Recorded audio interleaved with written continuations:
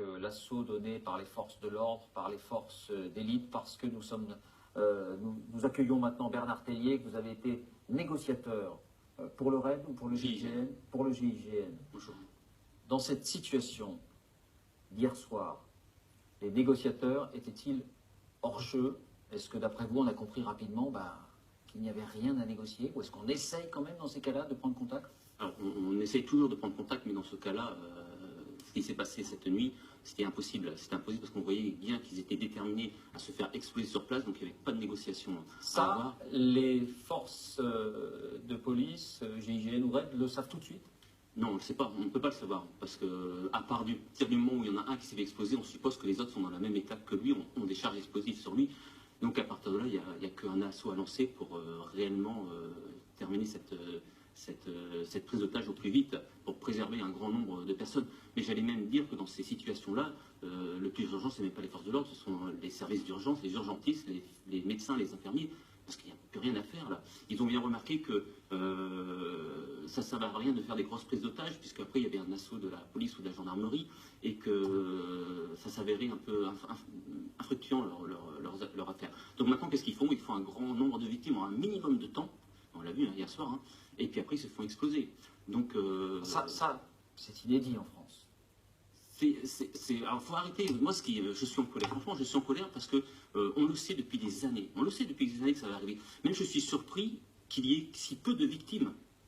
120, c'est énorme, mais je suis surpris qu'il y ait si peu de victimes. On sait, on connaît leur prochaine cible. Normalement, c'est pas ça. Leur prochaine cible, c'est simple, c'est un centre commercial. Voilà. Avec, mais vous dites ça parce que c'est votre intuition? Non, mais on le sait, on se prépare depuis des années, on le sait. Des éléments Mais oui, bien sûr, on a des infos, on le sait.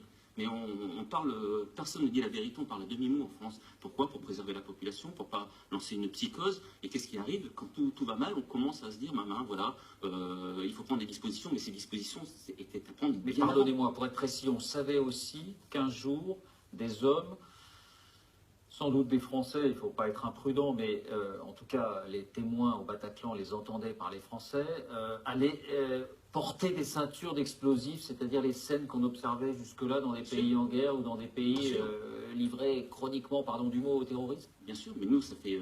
le GIGN s'entraîne là-dessus depuis déjà en 2000, les premiers entraînements 2001 ou 2002.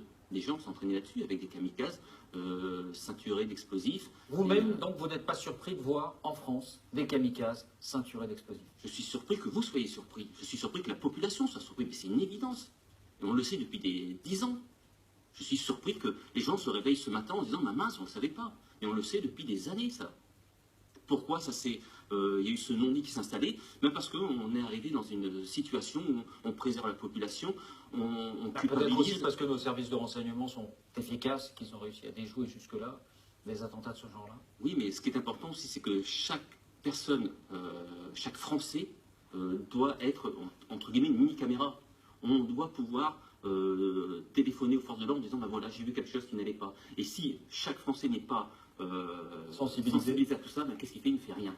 Vous avez vu un journaliste qui est monté après les attentats de Thalys, du TGV qui venait il y a un journaliste qui est monté avec une arme fictive dans le train. Je ne sais pas si vous avez vu ce reportage.